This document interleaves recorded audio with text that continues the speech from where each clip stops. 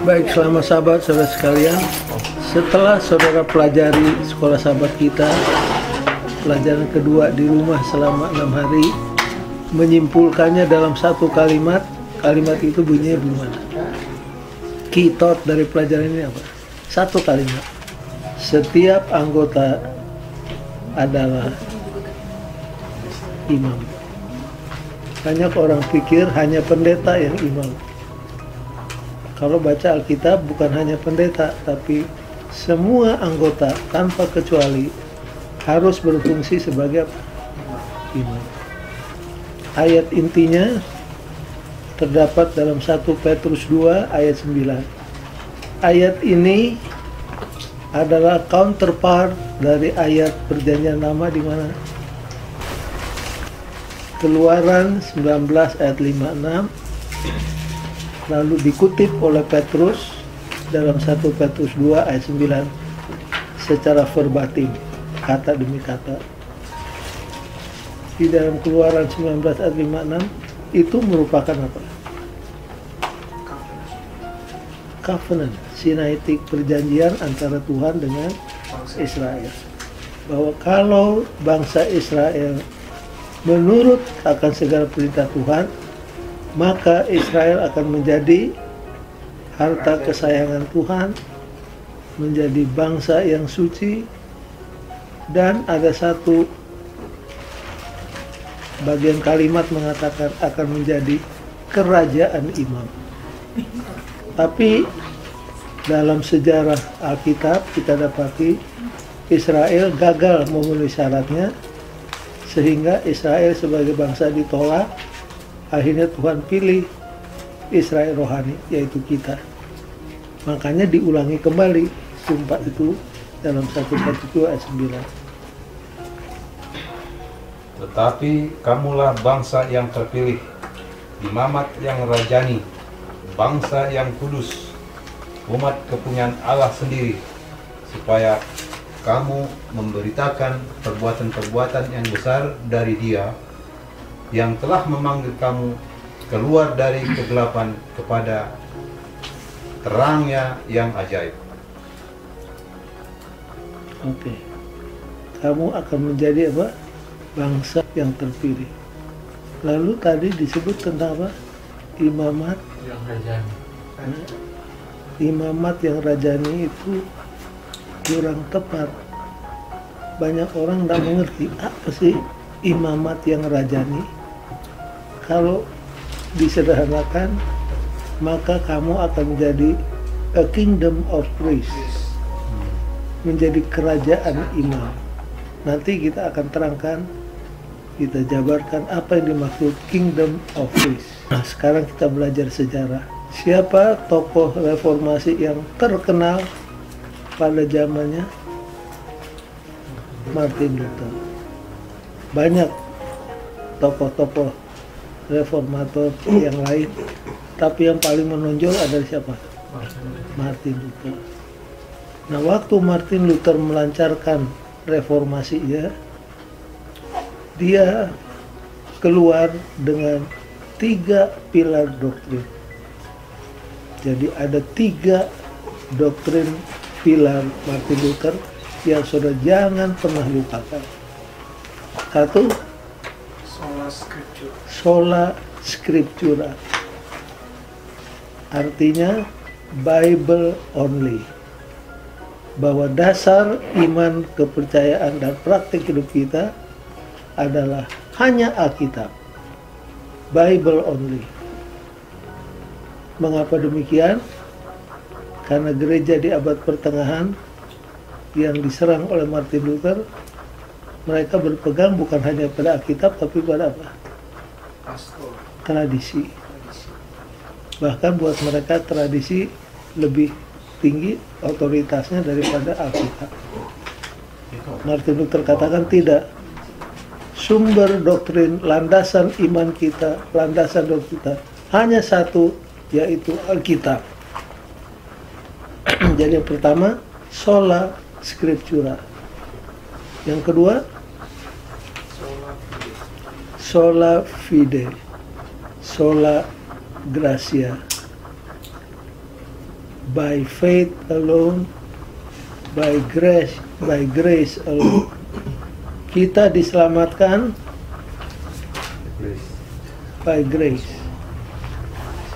bukan oleh perbuatan kita. Nah itu yang dua, itu yang biasa. Tapi yang ketiga inilah yang masih harus dipelajari oleh banyak gereja Kristen. Apa yang ketiga? Yang ketiga adalah priesthood of all believers. Terjemahannya, semua anggota adalah imam. Apa maksudnya? Karena di abad pertengahan, pemimpin gereja membagi gereja menjadi dua bagian. Satu golongan elit, imam-imam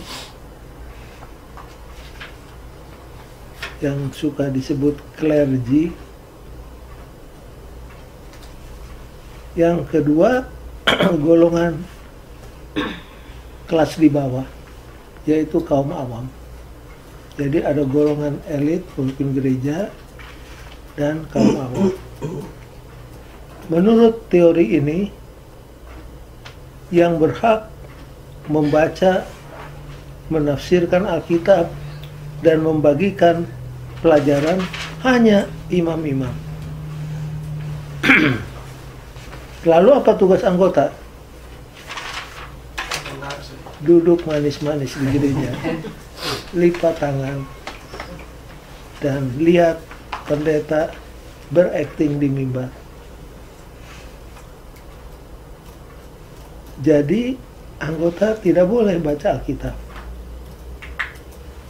Makanya Alkitab zaman itu dibelenggu, tapi bukan oleh rantai, dibelenggu dalam bahasa Latin, bahasa mati yang tidak dimengerti oleh banyak orang. Dan Alkitab dilarang untuk diterjemahkan, harus dalam bahasa Latin. Makanya ada satu orang yang berani nantang gereja, dia terjemahkan juga itu dari bahasa Latin. Siapa namanya? John Wesley. Siapa? No, John Wesley. Bukan. Itu di Inggris. Yang menerjemahkan Alkitab. Sudah harus tahu. James? Bukan. John Wycliffe. Wycliffe ya. Iya, maksudnya itu. Maksud dia itu keluar beda. Itu yang mati lalu Iya, udah iya. pulang dibangun, dibakar lagi, dibuang di sungai itu kan. Bukan Wesley. Bukan Wesley, Oh, Wycliffe. Wycliffe. Wycliffe. Kalau Wesley, dia the founder of Methodist Church. Ah. Kalau yang menerjemah Alkitab, Wycliffe. Yang dibakar itu tulangnya. Betul. Wycliffe inilah yang menerjemahkan Alkitab dari bahasa mati, bahasa Latin, ke bahasa Inggris. Dan reformasi Martin Luther berhasil karena dia. Makanya dia disebut dalam sejarah The Morning Star of the Reformation. Jadi waktu Martin Luther melancarkan reformasi pembaharuan, anggota umat sudah disiapkan lebih dulu oleh siapa? Oleh terjemahan Alkitab. Nah sampai sekarang ini kalau sudah pelajari di gereja lain, ada sekelompok orang Kristen yang menamakan dirinya John Wycliffe Bible Translator. Pekerjaannya pergi ke daerah-daerah di mana belum ada Alkitab dalam bahasa setempat. Mereka akan tinggal di situ, pelajari bahasa setempat, terjemahkan. Itu adalah sesuatu yang luar biasa. Kita gereja Advent belum sampai di situ. Nah jadi pada waktu Martin Luther berhasil dalam reformasinya, dia katakan yang bisa baca Alkitab bukan hanya imam. Anggota harus baca Alkitab, harus belajar Alkitab, dan harus membagikan pengetahuannya kepada orang lain. Jadi dengan kata lain, setiap anggota harus berfungsi sebagai imam. Bukan hanya pendeta yang imam, semua anggota adalah imam. Nah, salah satu pekerjaan imam, kalau sudah pelajari, adalah mengajar firman Tuhan. Oke. Jadi ingat, 3 pilar doktrin. Yang A, gereja Advent sudah lama ikuti. Demikian juga B. Yang C ini relatively baru, tapi kita sudah terima, sudah praktekkan, walaupun mungkin belum 100%. Jadi malam hari ini kita diingatkan setiap anggota harus berfungsi sebagai imam. Salah satunya adalah harus ambil bagian untuk membagikan firman Tuhan kepada orang lain. Dia harus belajar, harus menggali, mengerti, dan membagikannya. Oke. Nomor 1, kita akan pelajari mendetail tentang Kingdom of Priests. Ini diambil dari ayat hafalan tadi. Bahwa gereja itu adalah sebuah kerajaan, di mana setiap anggota kerajaan harus berfungsi sebagai apa? Sebagai imam. Jadi di sini kita lihat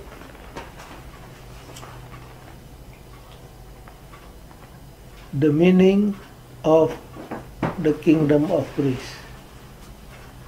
Arti dari kerajaan imam adalah the church, gereja, adalah sebuah kerajaan di mana setiap warga negaranya berfungsi sebagai apa?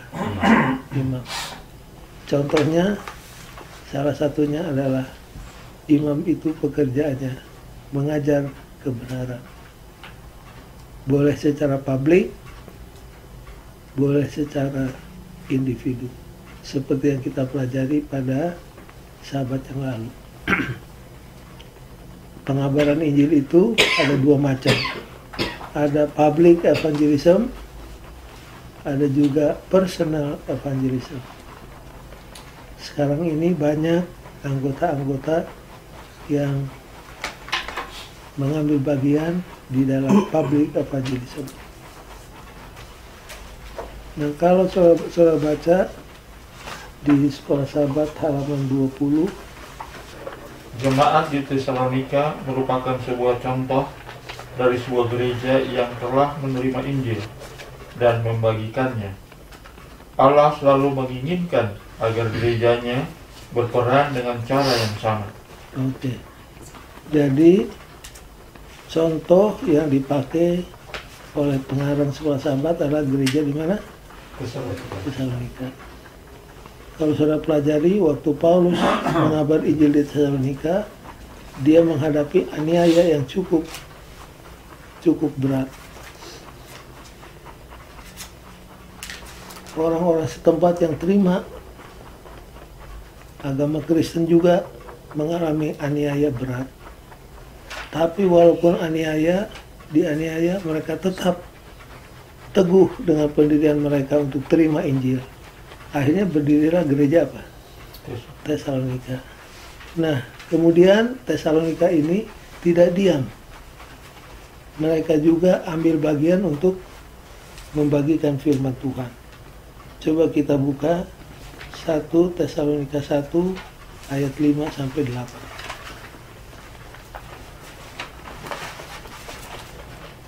Siapa sudah dapat? 1 Tesalonika 1 ayat 5 sampai ayat 8.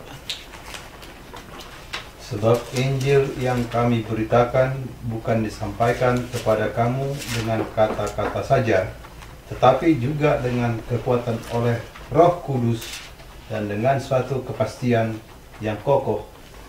Memang kamu tahu bagaimana kami bekerja di antara kamu oleh karena kamu. Terus benar? Sampai 8.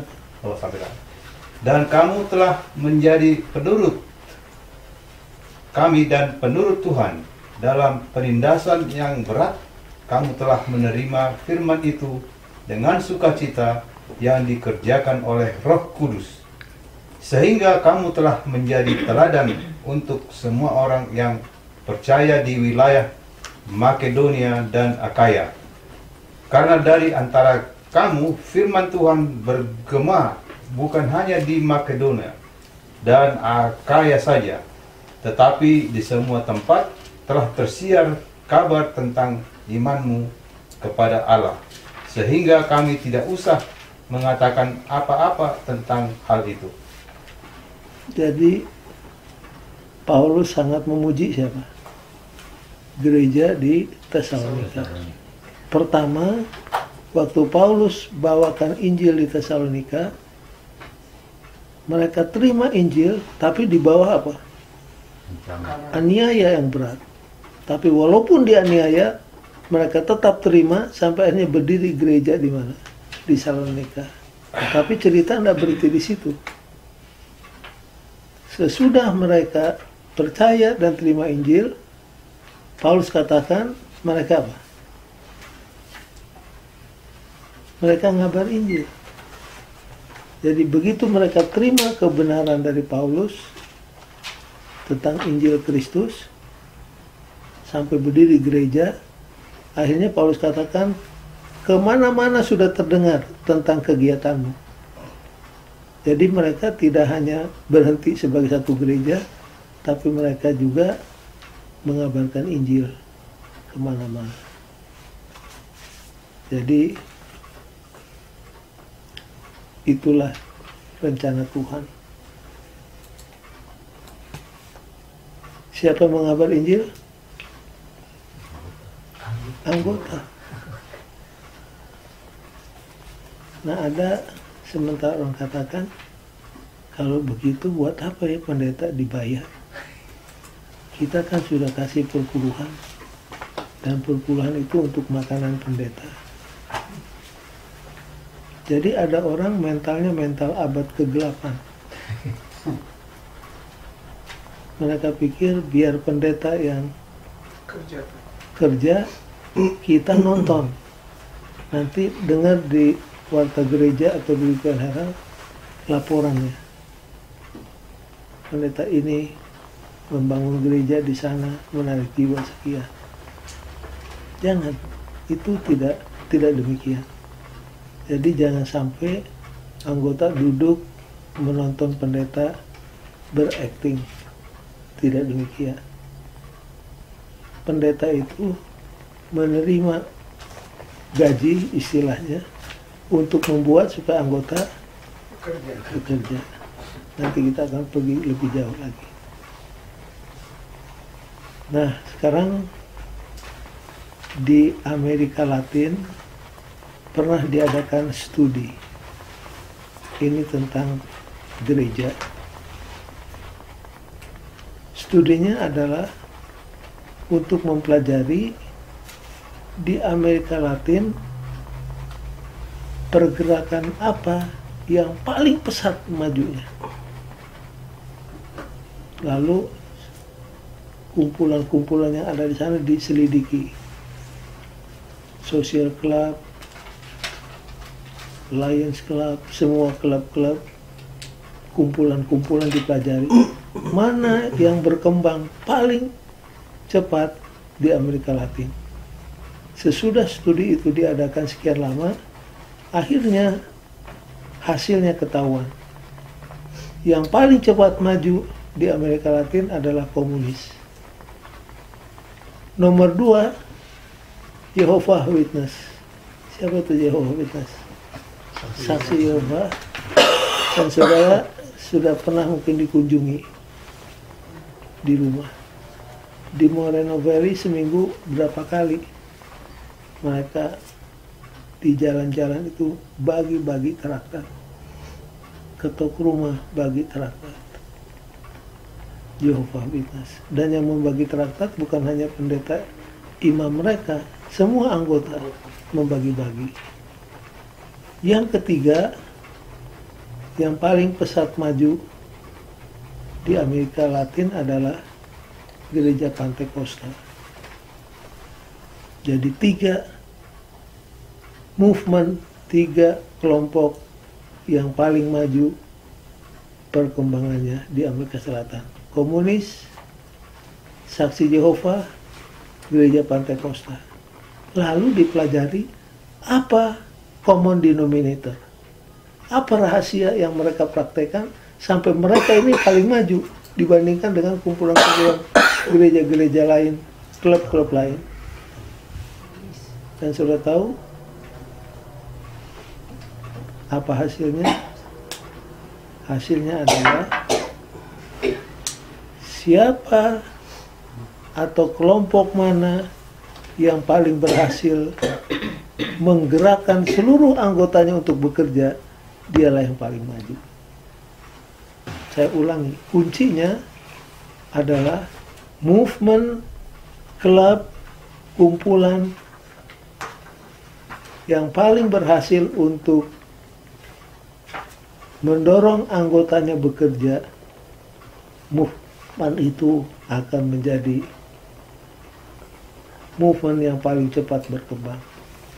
Jadi rahasianya sama. Jadi bukan pendeta melakukan semuanya lalu anggota menonton. Jangan lupa anggota mengembalikan perpuluhan. Pendeta hidupnya dari perpuluhan. Tapi bukan berarti karena itu pendeta yang harus kerja, anggota yang nonton. Salah. Kalau bicara seadanya, pendeta itu digaji oleh perpuluhan untuk membuat supaya anggota bekerja. Dan pemberian yang paling berharga yang diberikan oleh pendeta kepada anggota bukan khotbah yang baik dari mimbar. Walaupun itu penting, pendeta harus menyediakan khotbahnya sebaik-baiknya, tapi bukan itu pemberian yang paling berharga. Pemberian yang berharga dari pendeta kepada anggota adalah kalau pendeta memberikan kepada saudara assignment, pekerjaan apa yang harus saudara lakukan di gereja. Jadi kalau pendeta meminta saudara bekerja, harus bersyukur dan berterima kasih. Sekarang kita masuk di bagian B. Apa perbedaan baptisan dan pengurapan pendeta? Kalau saudara ditanya, apa makna baptisan? Yang saudara tahu apa? Selama ini. Baptisan itu adalah apa? Menjadi hidup baru. Apa? Menjadi hidup baru. Ya, kita tinggalkan hidup yang lama, dikubur, bangkit kepada hidup yang baru. Itu adalah benar. Apalagi kalau saudara mendengar baptisan, apa makna baptisan bagi saudara? Celupkan ke air. Apa? Dicelupkan ke air. Ya, itu caranya. Artinya apa? Dicelupkan di air itu artinya apa? Kematian. Simbol bahwa manusia lama, Hidup. manusia Iya. yang penuh dosa dikubur. Lalu seperti Kristus bangkit, kita juga bangkit kepada hidup yang baru. Betul sekali. Jadi simbol penguburan manusia lama, bangkit kepada hidup yang baru. Apalagi? Nah, seringkali kita mengerti baptisan sampai di situ. Malam ini saya mau tambahkan, baptisan itu adalah panggilan untuk melayani. Jadi bila mana saudara siap untuk dibaptis, artinya saudara siap untuk jadi apa? Melayani, termasuk mengabarkan Injil secara pribadi. Kalau saudara-saudara dianugerahi Tuhan dengan kesanggupan untuk berdiri di mimbar dan berkhotbah, dan sekarang ini banyak anggota-anggota yang kalau khotbah luar biasa dipakai oleh Tuhan. Tapi ingat, baptisan adalah panggilan untuk melayani. Jadi kalau saudara sedia untuk dibaptis, artinya saudara siap menerima panggilan untuk melayani. Nah, ada statement di buku Kerinduan Segala Zaman, halaman 822. Saya akan berikan intinya, saudara-saudara catat ya. Referensinya Kerinduan Segala Zaman bahasa Inggris 822. Semua orang yang menerima hidup Kristus, maksudnya dibaptiskan, waktu dibaptis, ditetapkan untuk bekerja bagi keselamatan sesamanya.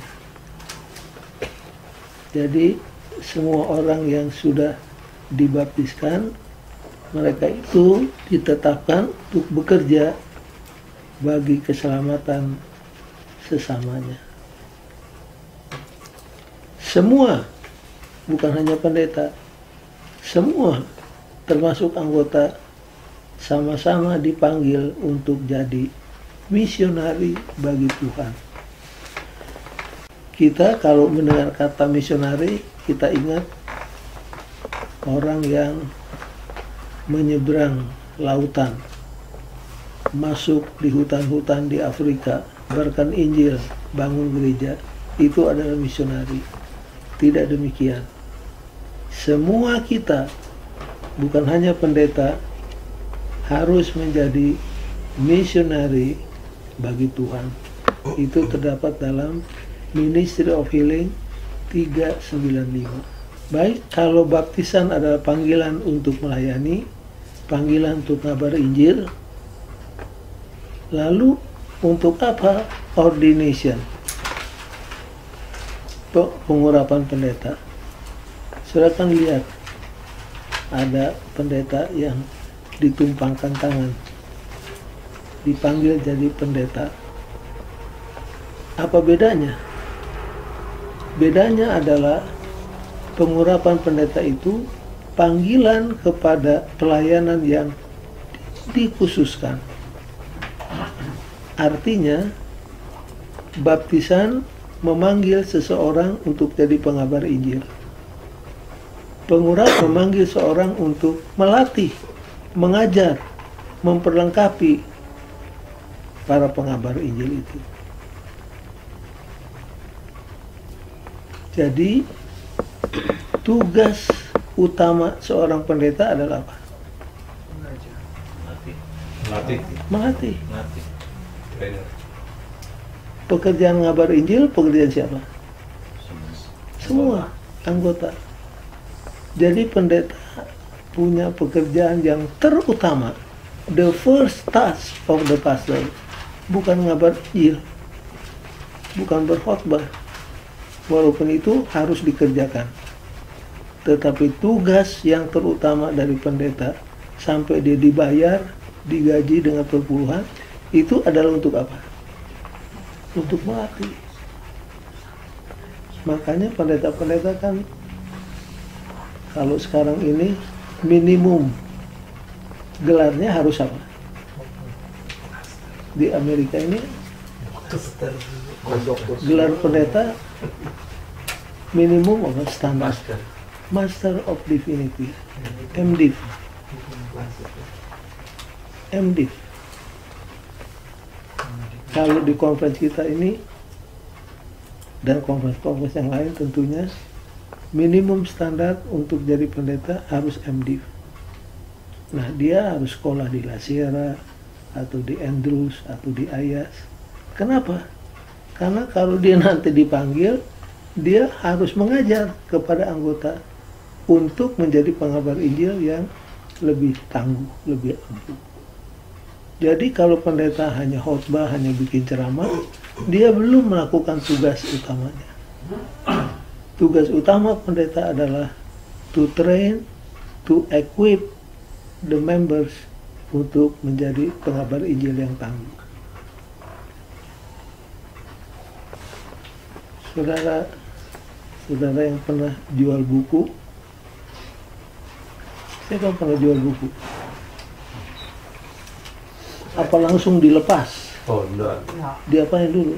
Di assist dulu kita, di train baru di assist dulu. Dan di trainnya itu bukan hanya teori, Ya. ada kepala penjual buku yang apa? Mendampingi. Jadi demikian juga di gereja. Pendeta punya first task, tugas yang terutama adalah memperlengkapi anggota, mengajar, melatih supaya anggota bisa menjadi pengabar Injil yang tangguh. Nah, sekarang saya kutip statement dari Departemen Anggota Bekerja General Conference. Ya. Ini dari kutipan dari orang General Conference. Secara alkitabiah, tugas the first task, tugas nomor 1 dari seorang pendeta bukan pergi keluar untuk memenangkan orang-orang yang belum percaya ke gereja. Peranan terutama dari seorang pendeta adalah menguatkan, melengkapi, menolong, mendukung anggota-anggota untuk melayani.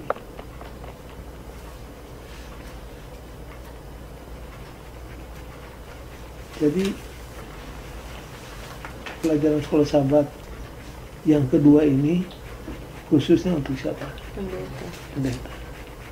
Jadi kalau saudara mengajar, hitung-hitung, kasih ingat sama pendeta. Karena pendeta mesti kasih ingat juga bahwa pekerjaan Anda bukan cuma berkhotbah, bukan cuma mengajar Injil, tapi melatih anggota supaya menjadi pengabar Injil yang tangguh. Bayangkan, mana lebih cepat pekerjaan selesai? Kalau satu orang, dia Superman, dia sendiri bikin semuanya.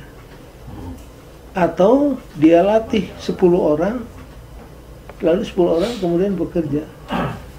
Siapa yang mengambil pola seperti ini? Yesus. Begitu Yesus dibaptis, begitu Yesus memulai pekerjaan di umum, mengabar Injil, yang pertama dia lakukan adalah apa? Pilih 12 orang. Dia latih 12 orang ini untuk jadi apa? Pengabar Injil. Sesudah 12 dipanggil berapa? 70. Dilatih 70. Lalu diberangkatkan sesudah dilatih berapa? 22. Makanya pekerjaan jadi apa? Jadi maju. Berarti kalau kita lihat kesimpulannya, pendeta-pendeta sekarang gagal loh. Dia tuh serta negeri begitu. Iya, gagal untuk Makanya kata tadi pelajaran sekolah sahabat ini khusus ditujukan untuk apa? Untuk pendeta. Buat tugas utama pendeta bukan ngabar Injil, itu tugas anggota. justru kalau kita lihat anggotanya sekarang sebagian besar kan tidak melakukan hal yang kita pelajari malam ini. Makanya tadi kan contoh yang jelas di Amerika Latin.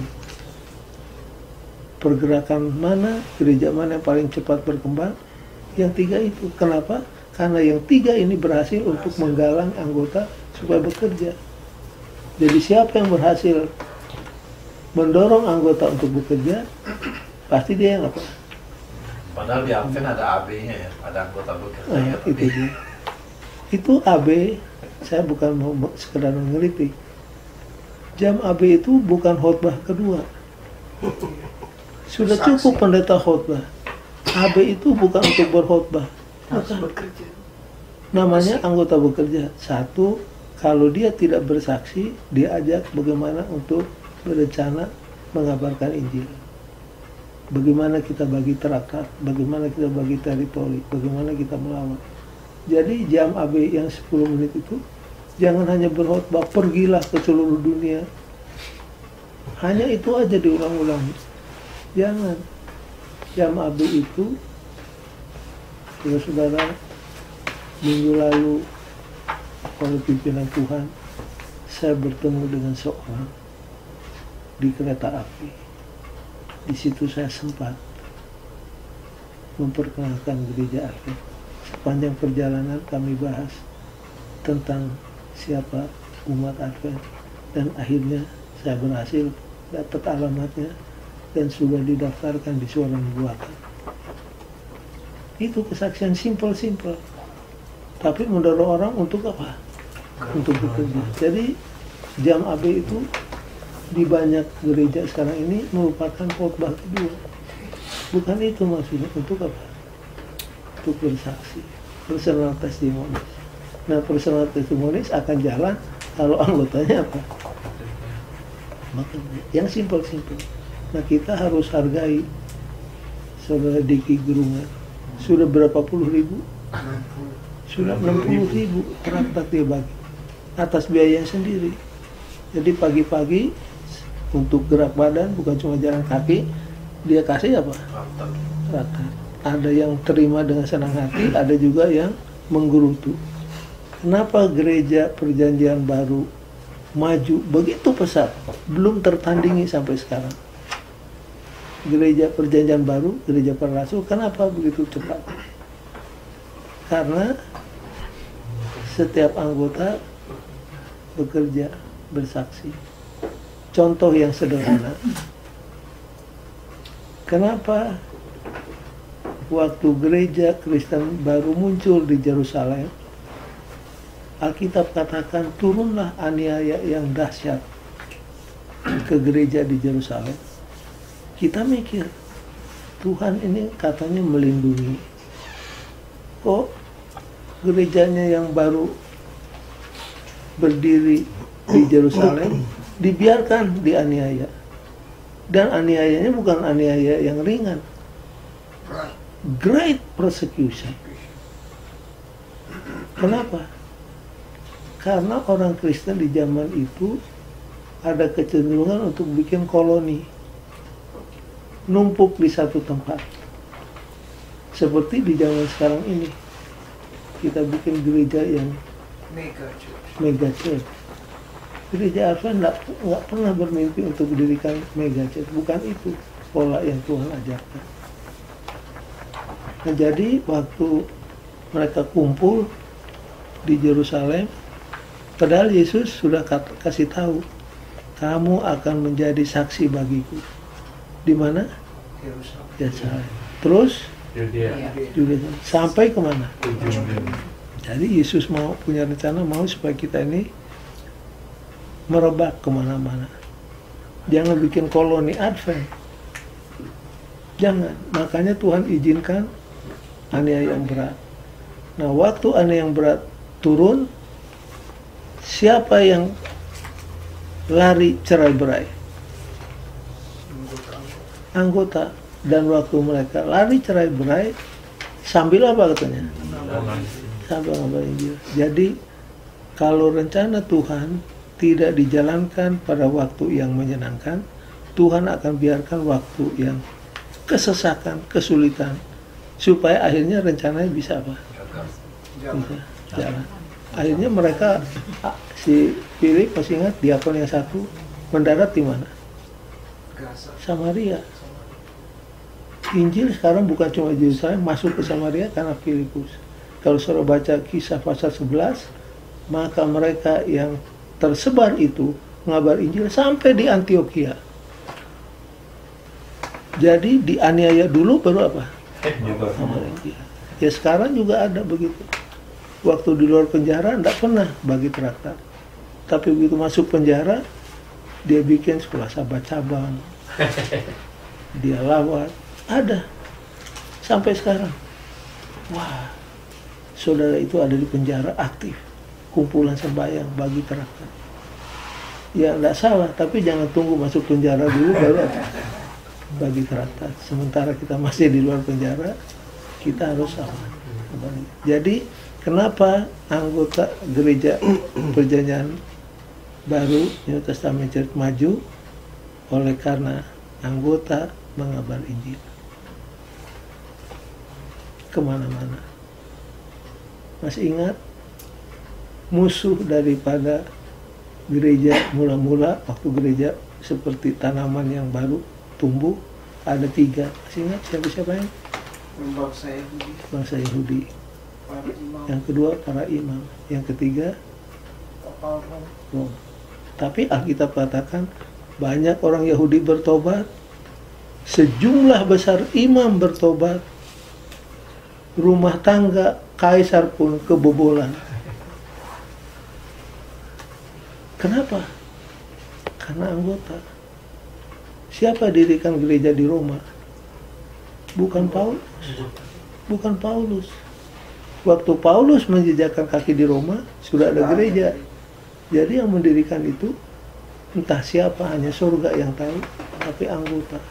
Padahal Roma itu pusat daripada culture kekafiran Roma, tapi bobol oleh apa? Siapa yang membobolkan? Anggota. Bukan Paulus, bukan rasul-rasul. Jadi begitu hebatnya kalau anggota bekerja. Next please.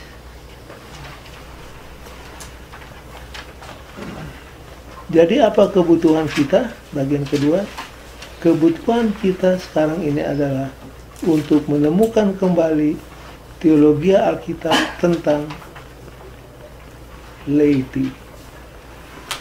Laity ini diterjemahkan kaum awam.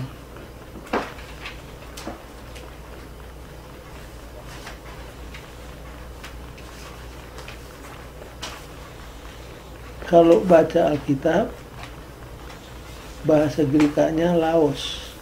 Ini bukan Laosnya orang Jawa ya. Ini Laosnya bahasa Greka. Tulisannya meteorologi kan? Laos terbalik itu. Luas. Bukan Loas, Laos.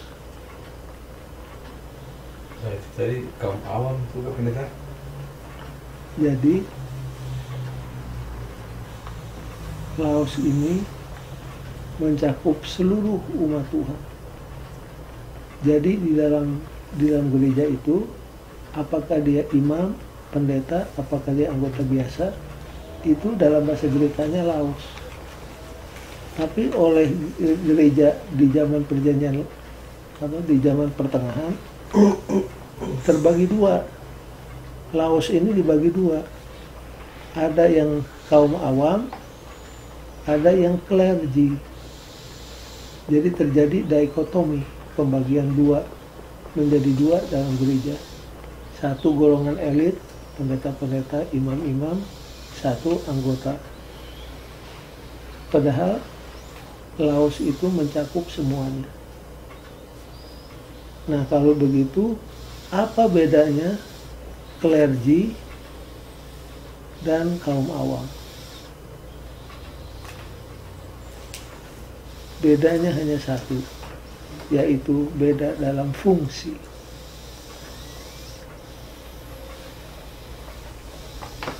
Kalau status kita di hadapan Tuhan bagaimana? Sama.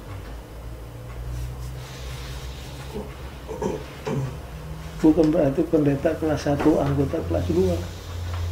Enggak. Bedanya anggota dengan pendeta adalah Ada fungsi. function.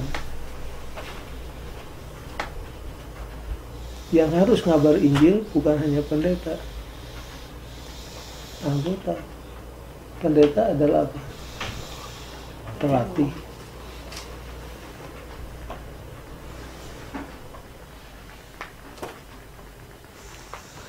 Kalau di badminton ada 2 macam pelatih. Ada playing coach, ada non-playing coach. Kalau Rudy Hartono itu yang mana? Playing coach. Dia bukan cuma tahu teori. Dia kan sudah berapa kali jadi juara All England. Jadi dia pernah jadi juara. Jadi kalau dia melatih memang didasarkan atas pengalamannya sebagai juara. Tapi ada pelatih yang jago teori tapi nggak pernah apa? Praktek. Tapi kalau teorinya hebat. Nah kalau pendeta harus yang mana? Praktek. Dua-duanya. Playing. Playing. Playing. Harus playing coach. Bukan hanya tahu teori, tapi tahu juga dia apa? Di praktek. Nah di bahasa Inggris, laity kaum awam. Apa kalau katakan awam itu apa? Aduh, Anggota kebanyakan. saya sih awam deh. Kalau masalah ini saya awam. Anggota biasa. Apa maksudnya? Kalau bilang saya sih awam,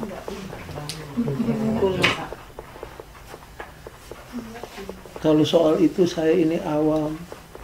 Tapi kalau soal bisnis saya ahli. Jadi seolah-olah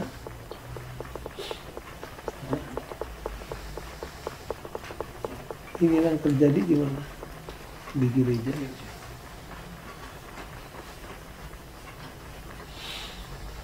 Jadi bedanya antara clergy dan kaum awam adalah fungsi. Kalau clergy memang digaji untuk itu. Kalau yang laity sukarela. Yang satu full time, yang satu part time, karena yang satu kan mesti cari kerja untuk makan. Tapi fungsinya sama, ya apa? Fungsinya yang satu adalah ngabari, beda. Yang satu ngabari Injil, yang satu melatih supaya jadi pengabar Injil yang baik. Jadi kebutuhan gereja ini, dan jangan lupa, ini kebutuhan yang sangat mendesak supaya kita menemukan kembali teologi Alkitabiah tentang apa yang disebut laity.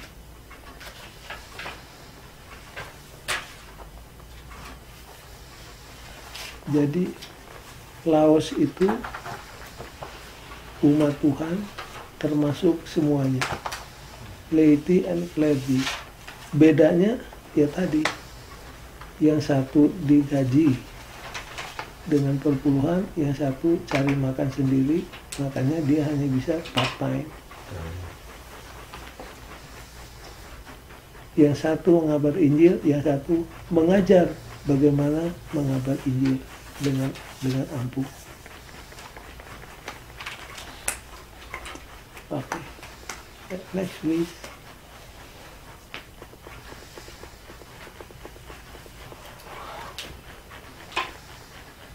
Jadi perbedaannya adalah apa?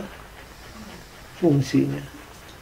Kalau status kita di hadapan Tuhan gimana? Sama. Jangan lupa pendeta, anggota statusnya sama.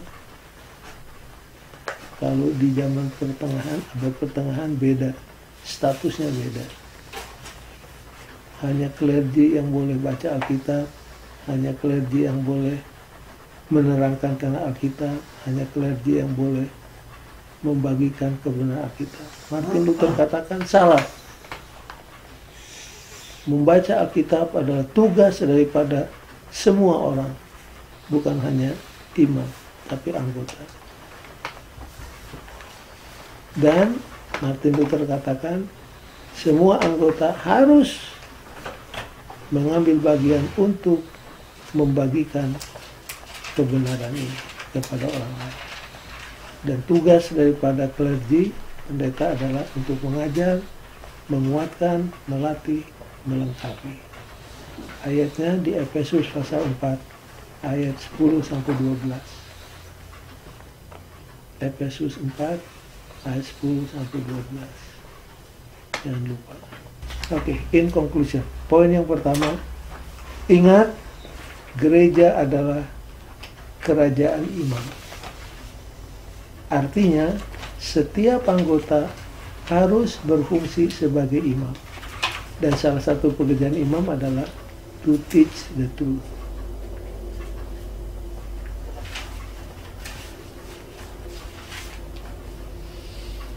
Pekerjaan imam di gereja yang dilakukan anggota selain ngajar apa lagi? Masih ingat kalau kita perjamuan suci, mencuci kaki itu biasa disebut apa? Baptisan kecil orang dulu. Yang lakukan siapa? Apa pendeta yang basuh semua kaki? Enggak, anggota. Di situ kelihatan anggota sebagai ini melakukan baptisan kecil kepada temannya. Dan waktu kita mau cuci kan kita berdoa dulu, Tuhan berkatilah saudara Watimena yang akan saya basuh kakinya. Kita saling mendoakan. Jadi kita berfungsi seperti apa? Yang kedua, secara alkitabiah, tugas utama of the pastor is not to go out into the world to win unbelievers. Primarily, the role of the pastor is to nourish, strengthen, equip, help, and sustain. Jadi tugas utama seorang pendeta adalah melatih anggota untuk jadi pengabar Injil yang ampuh. Dr. Billy Graham sebelum dia pensiun diwawancarai oleh wartawan. Dr. Billy Graham, tidak lama lagi kamu akan pensiun. Apa yang akan kamu buat nanti selama pensiun kamu? Dia jawab, saya akan buat seperti apa yang Yesus buat dulu. Saya akan ambil 12 anak muda dan saya akan gembleng dia untuk menjadi pengabar Injil. Saya nggak tahu apakah rencananya itu sudah jadi kenyataan, tapi itulah yang menjadi cita-citanya. Yang ketiga, poin yang ketiga,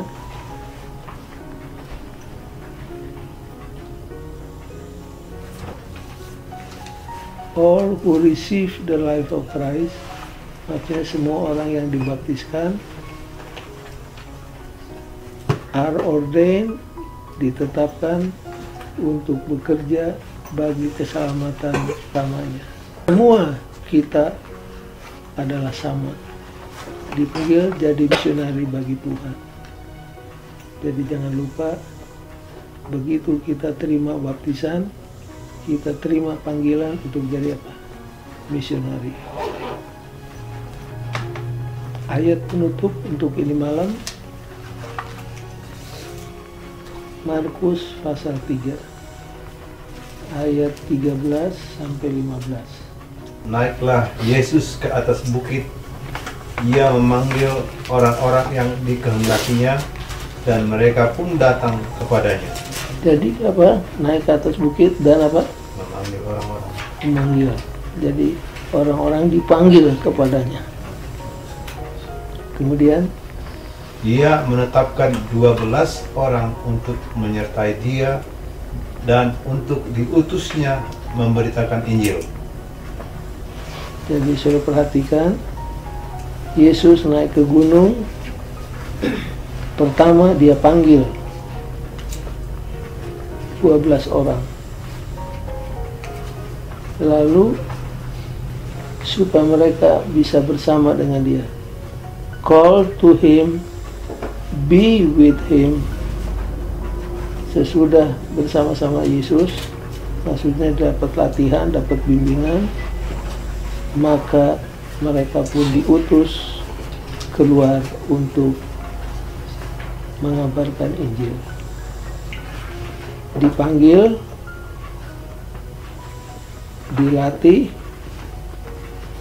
diutus. Itulah pola yang dipakai Yesus. Dan itulah juga saatnya pola yang kita pakai.